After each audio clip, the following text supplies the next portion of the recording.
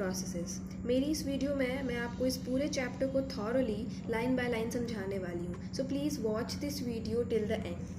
Life processes क्या होते हैं पहले ये समझिए। हमारी बॉडी में जितने भी प्रोसेसेस होते हैं हमारी बॉडी के सर्वाइवल के लिए, वो सारे लाइफ प्रोसेसेस कहलाते हैं। Just like as we intake the food, the breakdown of food and the absorption of food means food को इनटेक करना, उसका ब्रेकडाउन होना और उसका एब्जॉर्प्शन करना हमारी बॉडी का थ्रू, ये सारे प्रोसेसेस लाइफ प्रोसेसेस कहलाते हैं। और ये थोड़ा सा इंट्रो दिया हुआ है इस चैप्टर के बारे में, आप पढ़ लीजिएगा।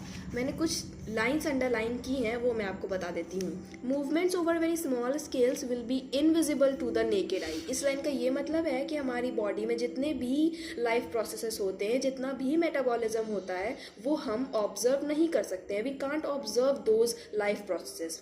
फिर इसमें ये देखिए कि in fact viruses do not show any molecular movement in them until they infect some cell. Means viruses, जैसा कि आप जानते हैं, we all know that they are living plus non living. Means जब तक वो किसी होस्ट के अंदर नहीं होते हैं वो नॉन लिविंग होते हैं, और जैसे ही वो किसी होस्ट के कॉन्टैक्ट में आते हैं वो लिविंग हो जाते हैं। और वायरसेस की कोई अपनी पर्सनल मशीनरी नहीं होती है, तो इनके पास भी अपना कोई लाइफ प्रोसेसेस या कोई अपना मेटाबॉलिज्म नहीं होता है until they infect some cell, जब तक वो किसी सेल को इन्फेक्ट ना करें, इट मीन्स होस्ट सेल को। देन यहाँ पर ये और थोड़ी लाइन इंपॉर्टेंट है कि if order break down the organism will no longer be alive। Means अगर लाइफ प्रोसेसेस नहीं होंगे तो ह्यूमन अलाइव ही नहीं रहेगा। Life process are just meant for the survival of humans. अब हम आ जाते हैं लाइफ प्रोसेस में कि that what are life processes. So आप यहाँ देख सकते हैं कि लाइफ प्रोसेसेस की डेफिनेशन यहाँ पर दी हुई है। The processes which together perform this maintenance job are called life processes. Means वो सारे प्रोसेसेस जो मैंने अभी आपको बताए हैं कि हमारे शरीर में जितना भी मेटाबॉलिज्म होता है, फूड का इनटेक, उसका ब्रेकडाउन, उसका एब्जॉर्प्शन, वो सारे प्रोसेसेस लाइफ प्रोसेसेस के अंदर आते हैं और उसी को यहाँ पर मेंटेनेंस जॉब की तरह लिखा गया है। वो सारे लाइफ प्रोसेसेस होते हैं। Since these maintenance processes are needed to prevent damage and breakdown, energy is needed for them। इस लाइन का ये मतलब है कि हमारी बॉडी में जितने भी प्रोसेस होते हैं उन सब का एक डेफिनेट पर्पस है। कुछ functions means some functions are meant for the defence mechanism as they prevent a body from damage. वो हमारी बॉडी को डैमेज से बचाते हैं। और कुछ जो हैं फंक्शंस वो हमारे फूड को ब्रेक डाउन में मदद करते हैं। ये सारे जो मैकेनिज्म है मिलके ही लाइफ प्रोसेसेस का फॉर्मेशन करते हैं। This energy comes from outside the body of individual organism, so there must be process to transfer a source of energy from outside the body of the organism which we call food to the inside, a process we commonly call nutrition. As we all know that human beings which are living they all need nutrition. उन्हें सब को nutrition की ज़रूरत होती है। और nutrition हमें कैसे मिलता है? When we intake the food then we need oxygen and oxygen helps to break down that food material. Oxygen मदद करता है फूड को ब्रेक डाउन करने में। तो ब्रेक डाउन करने के बाद जो एनर्जी रिलीज होती है वो एनर्जी हमारी बॉडी यूटिलाइज करती है एज अ न्यूट्रिशन।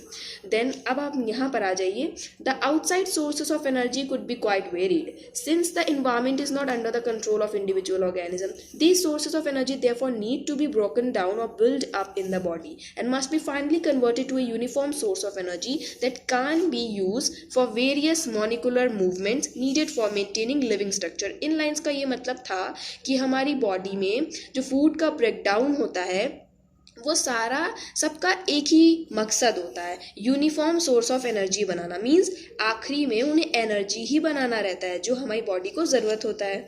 और ये सारे और जितनी भी एनर्जी बनती है वो आप सब जानते हैं हमारी बॉडी के एक्शंस में यूज़फुल होती है। हमारी बॉडी जितने भी एक्शंस करती है उन्हें सब एनर्जी ज़रूरत पड़ती है, एनर्जी वहीं से आती है। Oxidising reducing reactions are most of the common chemical means to break down molecules। और oxidizing और reducing रिएक्शंस जो हैं वो होती हैं हमारी बॉडी के अंदर, जिससे कि फूड ब्रेक डाउन होता है। The process of acquiring oxygen from outside the body and to use it in the process of break down of food sources for new cellular needs is what we call respiration. ये भी हम जानते हैं कि oxygen का intake करना respiration होता है, और वही ऑक्सीजन हमारे फूड के ब्रेक डाउन में मदद करती है। यहीं पर लिखा हुआ है। In the case of single cell organism, single cell organism के केस में क्या होता है, no specific organs for taking in food, exchange of gases or removal of waste may be needed because the entire surface of the organism is in the contact with the environment. Single cell organism में क्या होता है, उन्हें कोई perfect, कोई भी definite machinery की ज़रूरत ही नहीं होती है। No specific organs for taking in food, उनके पास कोई भी स्पेसिफिक ऑर्गन नहीं होते हैं फूड इनटेक के लिए, और ना ही गैसेस एक्सचेंज करने के लिए कोई मैकेनिज्म की ज़रूरत पड़ती है।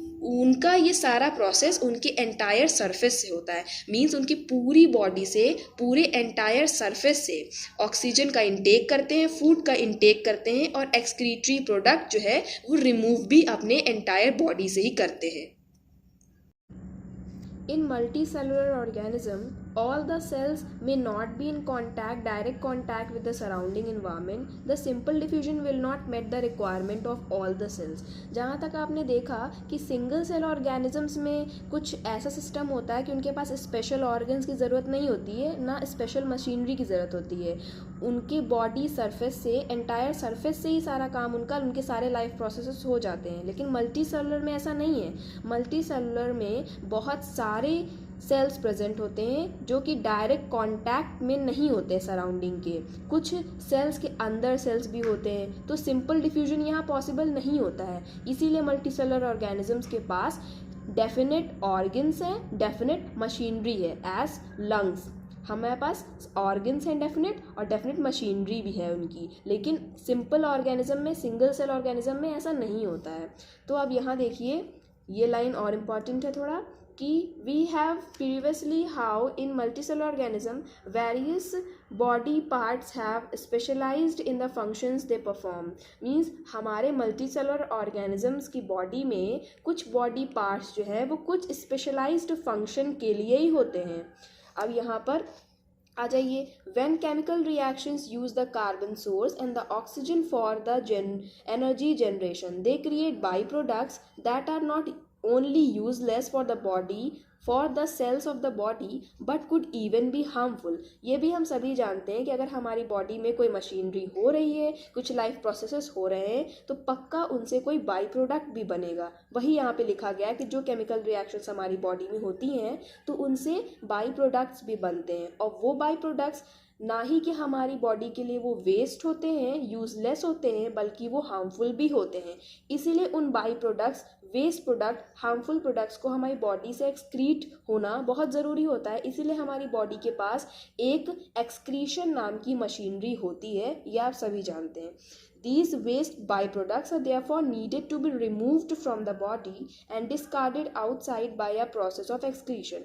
As I tell you कि excretion वो process है जिससे ये waste products हमारी body से excrete हो जाते हैं। और ये भी आप जान लीजिए, additional point है आपके लिए, कि excretion process अगर ना होता, ये essential इसलिए है कि अगर excretion process ना होता तो ये waste products हमारी body में accumulate होना start कर देते, और जब ये हमारे blood में accumulate होते तो ये ब्लड का पीएच चेंज कर देते। जैसे कि बहुत सारी एंजाइम्स जो हमारे ब्लड में हैं वो इनएक्टिवेट हो जाती, क्योंकि कुछ एंजाइम्स को एक सर्टेन पीएच चाहिए होता है अपने एक्शन के लिए। तो जब उन्हें एक सर्टेन पीएच नहीं मिलता तो वो फंक्शन भी नहीं करती, तो वो धीरे धीरे एक्यूमुलेट होने से हमें डिजीज़ हो जाती। और कुछ डिजीज़ भी है जो एक्सक्रीशन ना होने से होती है, मीन्स हार्मफुल प्रोडक्ट्स की एक्यूमुलेशन से वो डिजीज़ होती हैं, जस्ट लाइक यूरेमिया। तो देखिए, अब ये पहला टॉपिक हमारा न्यूट्रिशन है। तो न्यूट्रिशन में आप ये इंट्रो पढ़ लीजिएगा, और न्यूट्रिशन का मेन मतलब भी आपको पता है क्या होता है।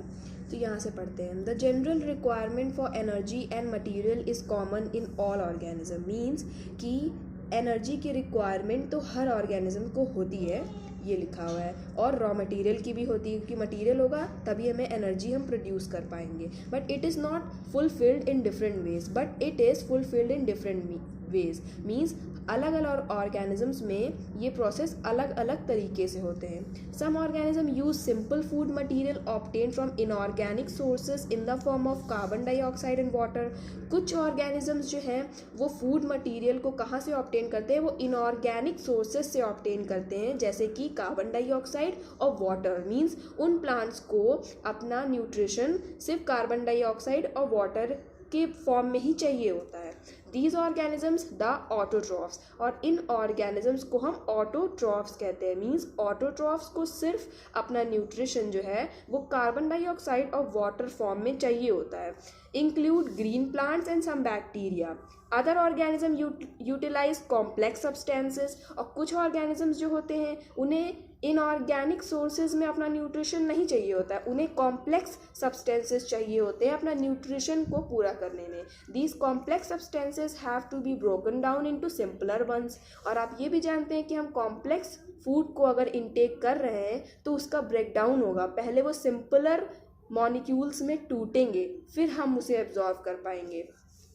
break down into simpler ones before they can be used for the upkeep and growth of the body. To achieve this, organism use biocatalyst called enzymes. यहाँ पर ये लाइन बहुत इंपॉर्टेंट है कि हमारे बॉडी में हम जो भी फूड इनटेक करते हैं उनका ब्रेक डाउन होता है, तो वहाँ पर एंजाइम्स बहुत मेजर रोल प्ले करती हैं. एंजाइम्स बहुत मेजर रोल प्ले करती हैं, और अगर एंजाइम्स एक लिविंग रिएक्शन में अपना मेजर रोल प्ले कर रही हैं तो वो बायोकैटलिस्ट कहलाती हैं. मैं इस चीज़ को दोबारा बता देती हूँ कि अगर कोई लिविंग रिएक्शन है, लिविंग रिएक्शन मीन्स जैसे हमारे लिविंग बॉडी में फूड का इंटेक होके उसका ब्रेक डाउन हो रहा है, तो ये एक लिविंग रिएक्शन है. वहाँ पर जो एंजाइम्स वर्क करती हैं वो बायोकैटलिस्ट कहलाती हैं. Thus the heterotroph survival depends directly or indirectly on autotrophs. ये भी आप जानते होंगे कि हेट्रोट्रॉफ्स जो होते हैं वो अपना फूड खुद नहीं बनाते हैं, वो ऑटोट्रॉफ्स पे डायरेक्टली या फिर इनडायरेक्टली डिपेंडेंट होते हैं. अब देखिए हमारा सेकेंड टॉपिक है autotrophic nutrition. Carbon and energy requirements of the autotrophic organisms are fulfilled by photosynthesis. Means autotrophic organisms में कार्बन और एनर्जी की रिक्वायरमेंट होती है. मैंने आपको इससे पहले बताया था कि ऑटोट्रॉफिक ऑर्गेनिजम्स को अपने न्यूट्रिशन के लिए कार्बन डाइऑक्साइड और वाटर की ज़रूरत होती है.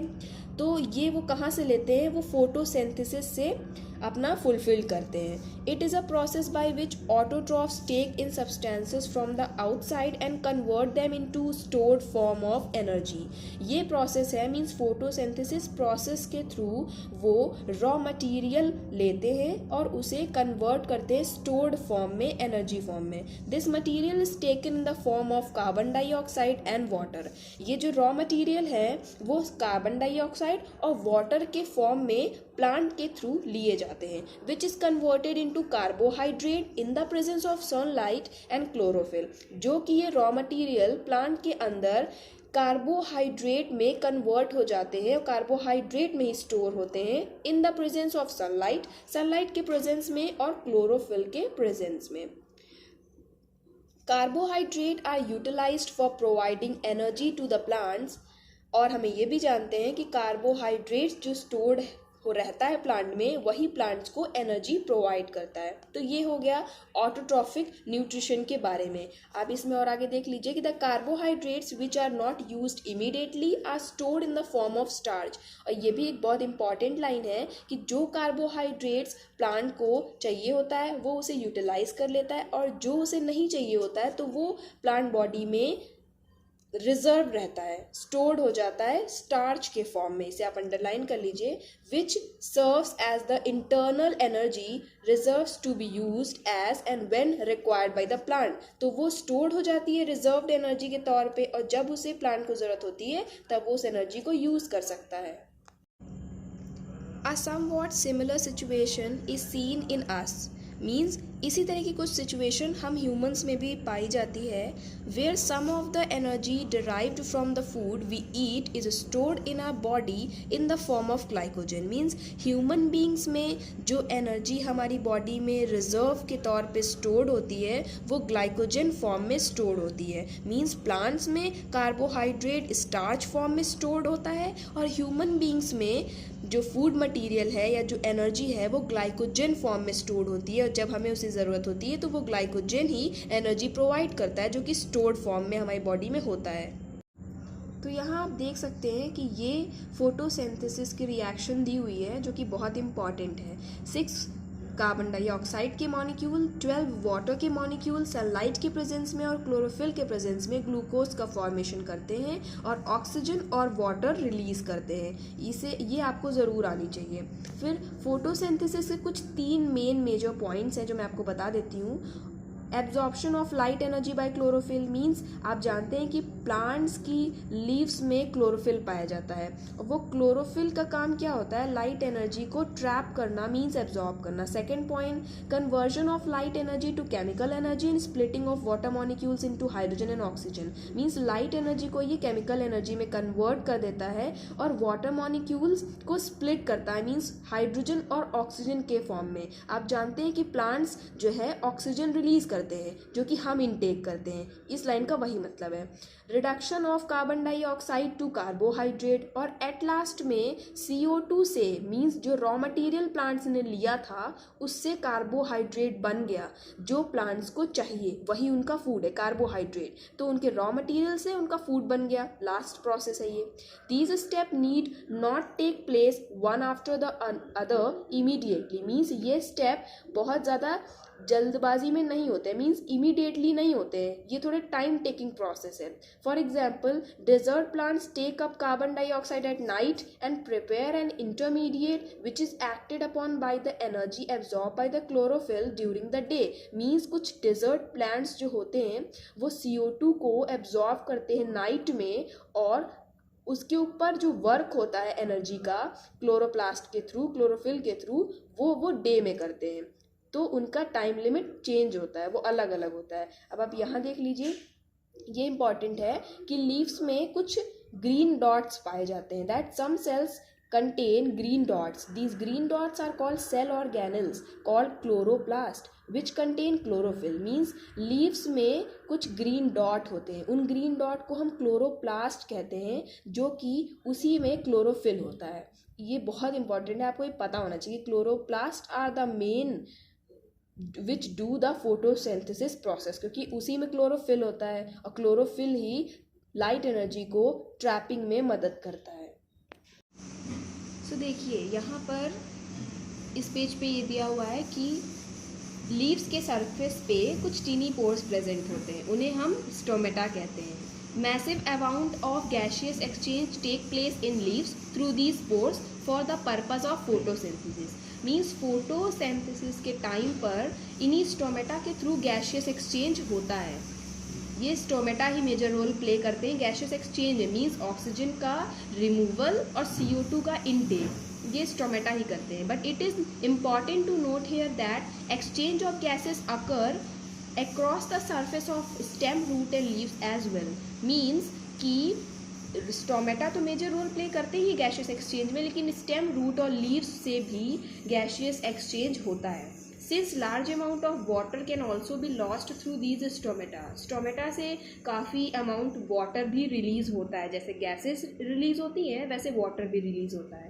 The plant closes these pores when it does not need carbon dioxide for photosynthesis, जितने टाइम तक प्लांट को CO2 की ज़रूरत होती है उसके पोर्स ओपन रहते हैं, और जैसे ही CO2 की नीड उसे नहीं होती है वो अपने पोर्स को क्लोज कर लेता है। और ये पोर्स का क्लोज होना, ओपन होना, ये किसके फंक्शन है, ये गार्ड सेल के फंक्शन है। तो इसमें लिखा भी हुआ है कि the opening and closing of the pores is a function of guard cells, means आप इस डायग्राम को ध्यान से देखें कि यहाँ पे जो गार्ड सेल्स बनी है यही इस पोर को रेगुलेट करती हैं ओपन होने से और क्लोज होने से।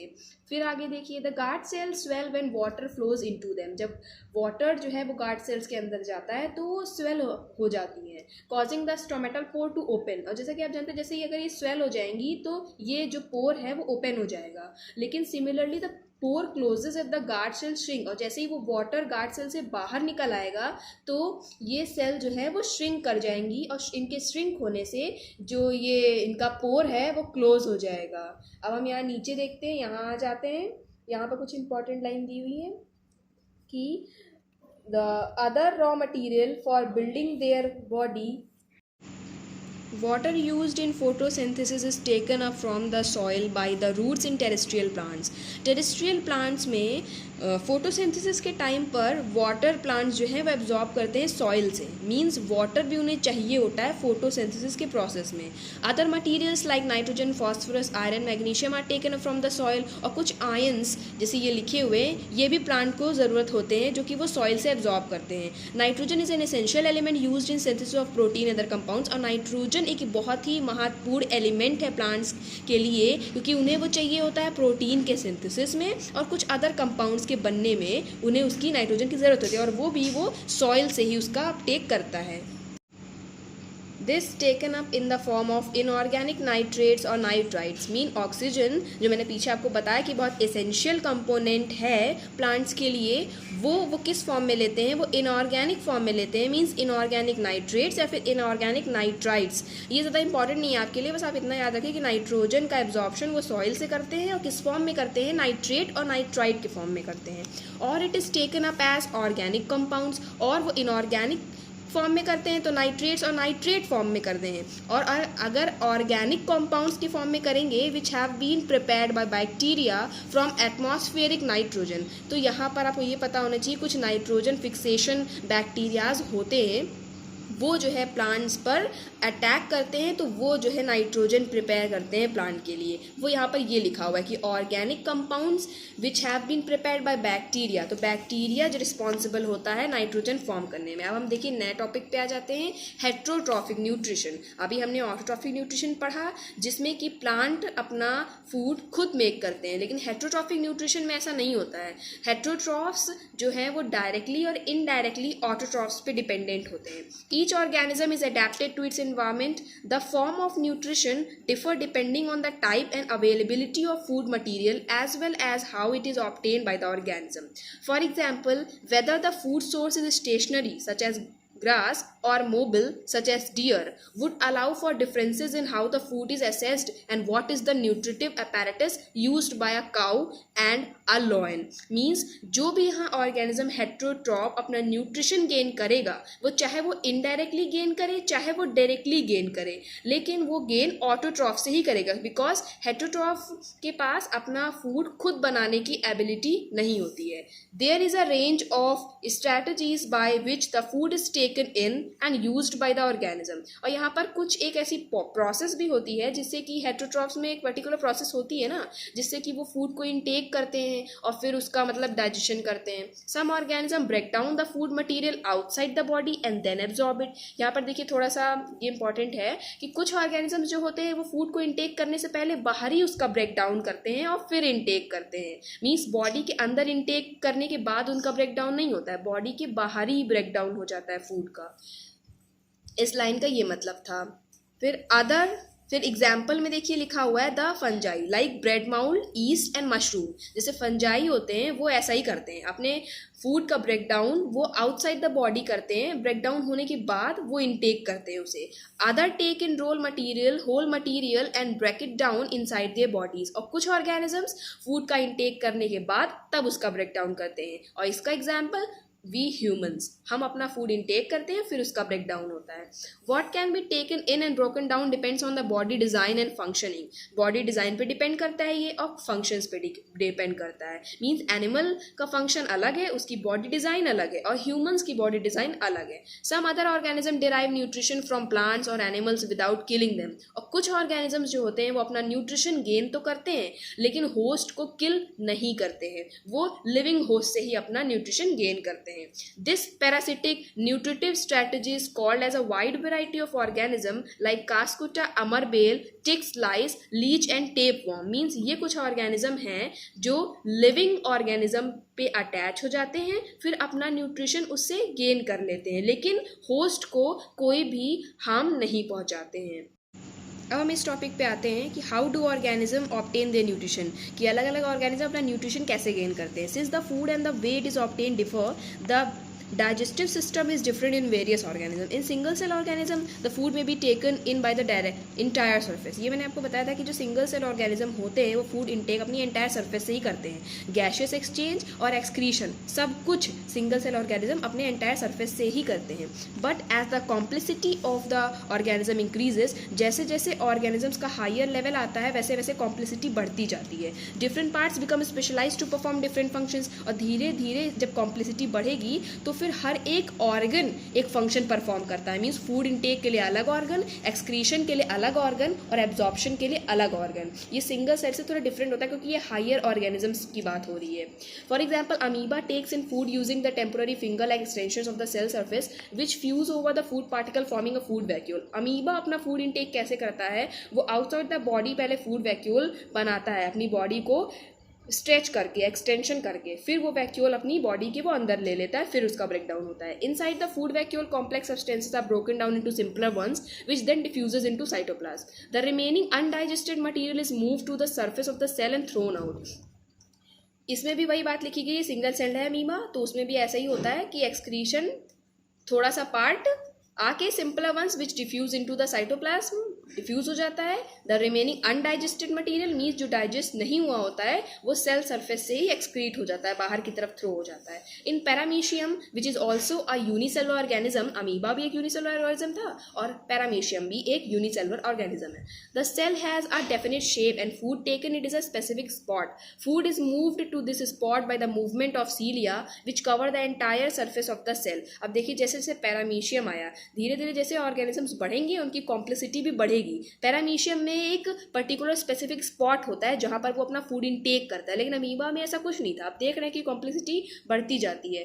Food is moved into this spot by the movement of cilia. Cilia देखिए क्या होते हैं, फिंगर लाइक प्रोजेक्शंस होते हैं, छोटे छोटे हेयर लाइक प्रोजेक्शंस होते हैं, उन्हें हम सीलिया कहते हैं. तो सीलिया जो है वो पूरी बॉडी पे प्रेजेंट होते हैं पैरामीशियम के छोटे छोटे. पैरामीशियम का डायग्राम आप सर्च कर लीजिए, उसमें आप समझ जाएंगे. सीलिया छोटे छोटे हेयर लाइक एक्सटेंशंस होते हैं जो कि पूरी एंटायर सरफेस पे प्रेजेंट होते हैं. तो वही जो है सीलिया मदद करते हैं फूड के इनटेक में. अब हम जाते हैं अपने नए टॉपिक पे जिसका नाम है nutrition in human being.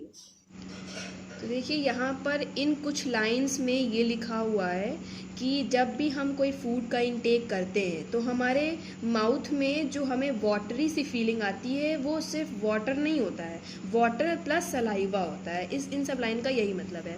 Another aspect of food which ingest it is a complex nature. If it is to be absorbed from alimentary canal, it has to be broken down into simpler molecules.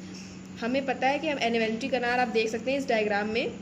Alimentary canal जो होती है, जब food intake हमारे मुंह में होता है तो उसका ब्रेकडाउन माउथ में ही होना ज़रूरी है, तभी जो है हमारी एलिमेंट्री कैनाल में सिर्फ सिंपलर मॉलिक्यूल्स ही जा सकते हैं, कॉम्प्लेक्स फूड नहीं जा पाएगा. This is done with the help of biological catalyst call enzymes. और इसके लिए एंजाइम्स होती हैं हमारी माउथ में नहीं सॉरी सलाइवा में होती हैं जो कि फूड का ब्रेक डाउन करती हैं. The saliva contains an enzyme call salivary amylase. और जो सलाइवा सिक्रीट होता है हमारे माउथ में उसमें सलाइवरी एमाइलेज होती है. ये एक एंजाइम का नाम है, इसे आप नोट कर लीजिएगा. That break down the starch which is a complex molecule to give sugar. एक कॉम्प्लेक्स मॉलिक्यूल होता है स्टार्च, तो उसको ये ब्रेक डाउन करता है शुगर में. सलाइवरी एमाइलेज का ये काम होता है. The food is mixed thoroughly with saliva and moved around the mouth while chewing by the muscular tongue. तो जो है teeth और saliva सब मिक्स करके जो है फूड का ब्रेकडाउन होता है. It is necessary to move the food in a regulated manner along the digestive tube so that it can be processed properly in each part. The lining of canal has muscles that contract rhythmically in order to push the food forward. These peristaltic movements occur all along the gut. और जब food का breakdown होता है वो simpler molecules में टूट जाता है, तो वो जब नीचे आता है ईसोफेगस से, एलिमेंट्री कैनाल में जब नीचे आता है तो मतलब उसे एक रिदमिक कॉन्ट्रैक्शन की ज़रूरत होती है, तभी वो फूड पुश होगा नीचे की तरफ. तो ये रिदमिक कॉन्ट्रैक्शन आता कहाँ से? एलिमेंट्री कैनाल की जो लाइनिंग होती है वो स्मूथ मसल से बनी होती है, वही लाइनिंग जो है वो रिदमिकली कॉन्ट्रैक्ट होती है जिससे कि फूड पुश होता है फॉरवर्ड, मतलब नीचे की तरफ. फिर from the mouth the food is taken to the stomach through the food pipe और ईसोफेगस. फिर जब मुंह से माउथ से फूड नीचे आता है तो वो फूड पाइप के थ्रू और ईसोफेगस के थ्रू स्टमक में आता है. Stomach is a large organ which expands when food enters it. The muscular wall of stomach help in mixing the food thoroughly with more digestive juices. आपको पता है जब स्टमक में फूड आ जाता है तो स्टमक में पहले तो HCl रिलीज होता है, हाइड्रोक्लोरिक एसिड, और वही जो है फूड का डाइजेशन में मदद करता है. यही सब डाइजेस्टिव जूसेस हैं जो स्टमक में रिलीज होते हैं. These digestion functions are taken care by the gastric glands. और स्टमक की वॉल में गैस्ट्रिक ग्लैंड्स प्रेजेंट होती हैं जो गैस्ट्रिक जूस सिक्रीट करती हैं, present in the wall of stomach. These release hydrochloric acid, a protein digesting enzyme called the pepsin and mucus. जो HCl release होता है उसमें पेप्सिन प्लस म्यूकस दोनों प्रेजेंट होते हैं जो डाइजेशन में मदद करते हैं. The hydrochloric acid creates an acidic medium which facilitates the action of enzyme pepsin. और अब ये भी क्वेश्चन पूछा जा सकता है एग्जाम में कि स्टमक में हाइड्रोक्लोरिक एसिड क्यों रिलीज होता है, उसका मेन फंक्शन क्या होता है. वो एसिडिक मीडियम प्रोवाइड करता है हमारे स्टमक को. एसिडिक मीडियम क्यों चाहिए होता है हमारे स्टमक को, क्योंकि कुछ एंजाइम्स जो होती है जैसे पेप्सिन, उसे एक्टिवेट होने के लिए एसिडिक मीडियम ही चाहिए. तो हाइड्रोक्लोरिक एसिडिक मीडियम प्रोवाइड करता है जैसे कि पेप्सिन एक्टिवेट होती है एंजाइम और ये जो है मदद करती है डाइजेशन में. अब आगे देखिए. The mucus protects the inner lining of the stomach from the action of acid under normal controls. आपका ये भी आपके अंदर ये क्वेश्चनिंग होनी चाहिए कि जो अगर HCl रिलीज होता है हमारे स्टमक में तो कैसे हमारी वो गैस्ट्रिक लाइनिंग को इन्फेक्ट नहीं करता. जो म्यूकस सिक्रीट होता है वो म्यूकस प्रोटेक्ट करता है हमारी स्टमक की इनर लाइनिंग को उस एसिड से. The exit of food from the stomach is regulated by a sphincter muscle which releases it in small amount into small intestine. Means जब फूड एग्जिट होता है स्टमक से, मीन्स स्टमक से जब small intestine में आता है तो एक स्पिंचर मसल लगी रहती है. स्पिंचर मसल आप डोर की तरह समझ सकते हैं, मीन्स ऐसे लगी होगी तो जैसे ही फूड ऊपर से नीचे आएगा तो स्पिंचर मसल्स खुल जाती हैं, फिर वो फूड जो है स्मॉल स्मॉल अमाउंट में स्मॉल इंटेस्टाइन में गिरता रहता है, वो चला जाता है वहाँ पर. And small intestine is the longest part of alimentary canal which is fitted in the compact space because of extensive coiling. Small intestine सबसे बड़ा पार्ट है एलिमेंट्री कैनाल का, लेकिन वो कंसाइज इसलिए दिखता है क्योंकि वो काफ़ी एक्सटेंसिव कॉइलिंग में होता है.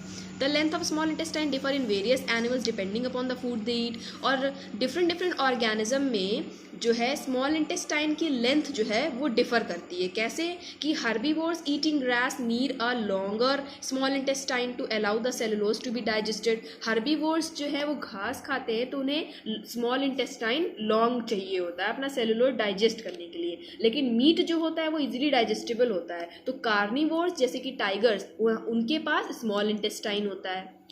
फिर देखिए small intestine is the site of complete digestion of carbohydrate, protein and fat. और स्टमक में से फूड का हल्का सा ब्रेक डाउन होता है लेकिन कंप्लीट डाइजेशन नहीं होता है. लेकिन स्मॉल इंटेस्टाइन में फूड मीन्स कार्बोहाइड्रेट, प्रोटीन और फैट सबका कंप्लीट डाइजेशन होता है. It receives the secretion of liver and pancreas for this purpose. और स्मॉल इंटेस्टाइन में ही लिवर का सिक्रीशन, पेंक्रियास का सिक्रीशन, इन दोनों का सिक्रीशन स्मॉल इंटेस्टाइन में आता है, फिर कंप्लीट डाइजेशन होता है. The food coming from stomach is acidic, has to be made alkaline for pancreatic enzymes to act. आप जानते हैं कि स्टमक से जो फूड आ रहा है वो एसिडिक होगा क्योंकि स्टमक में एसिडिक मीडियम होता है तो उसे एल्कलीन होना पड़ेगा. एल्कलीन का मतलब थोड़ा बेसिक में पड़ेगा, एसिडिक से थोड़ा नॉर्मल होना पड़ेगा. तो वो थोड़ा एल्कलीन होने के लिए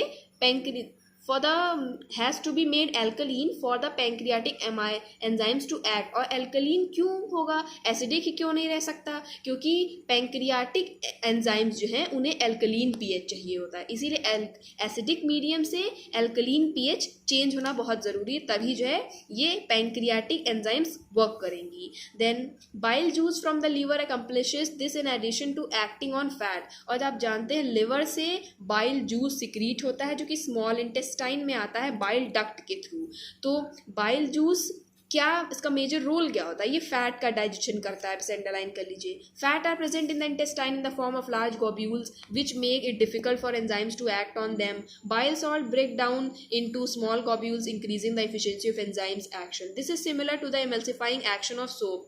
इसमें ये बताया गया कि फैट जो है वो स्मॉल इंटेस्टाइन में लार्ज globules के फॉर्म में प्रेजेंट होता है तो उसे स्मॉल globules में तोड़ना बहुत ज़रूरी है तभी वो डाइजेस्ट होगा. तो जो बाइल है वो यही वर्क करता है. और ये इससे क्यों इसे सिमिलर माना गया है, एमल्सिफाइंग एक्शन ऑफ सोप, ये आपने चैप्टर 4 में पढ़ा होगा, उसमें भी कुछ इसी तरह का मैकेनिज्म होता है. The pancreas secrete pancreatic juice, which contain enzymes like trypsin for digesting protein and lipase for breaking down emulsified fat. अब आप जानते हैं पेंक्रियास का सिक्रीशन भी स्मॉल इंटेस्टाइन में आता है. पेंक्रियाटिक जूस जो होते हैं वो आते हैं पेंक्रियाटिक डक्ट के थ्रू स्मॉल इंटेस्टाइन में. और वो किस चीज़ का ब्रेक डाउन करते हैं? देखो, पेंक्रियाटिक जूस में कुछ एंजाइम्स होती हैं, जैसे कि trypsin enzyme. Trypsin enzymes protein को डाइजेस्ट करती है, प्रोटीन को तोड़ेगी. और लाइपेज एक एंजाइम होती है जो कि फैट के ऊपर काम करती है, वो फैट को तोड़ती है. The wall of small intestine contain glands which secrete intestinal juice. अब आप ये भी ध्यान रखिए कि लिवर से बाइल जूस आता है, पैंक्रियास से पैंक्रियाटिक जूस आता है, और जो स्मॉल इंटेस्टाइन में जहाँ डाइजेशन हो रहा है वहाँ से इंटेस्टिनल जूस सिक्रीट होता है स्मॉल इंटेस्टाइन की वॉल से. फिर ये तीनों मिल के कंप्लीट डाइजेशन करते हैं. The enzyme present it finally convert the protein to amino acid. और जो एंजाइम्स इंटेस्टिनल जूस में होती हैं वो फाइनल डाइजेशन कर देती हैं, और फाइनल डाइजेशन करने के बाद जो सिंपलर प्रोडक्ट्स बनते हैं आप उनको देखिए. प्रोटीन डाइजेस्ट होने के बाद अमीनो एसिड बनते हैं. कॉम्प्लेक्स कार्बोहाइड्रेट जब टूटता है तो वो ग्लूकोज फॉर्म करता है, और फैट जब टूटता है तो वो फैटी एसिड और ग्लिसरॉल में टूटता है. ये सब सिंपलर प्रोडक्ट्स हैं, और ये जो फैट है, कार्बोहाइड्रेट है, ये सब कॉम्प्लेक्स प्रोडक्ट थे, अभी सिंपलर प्रोडक्ट में टूट गए.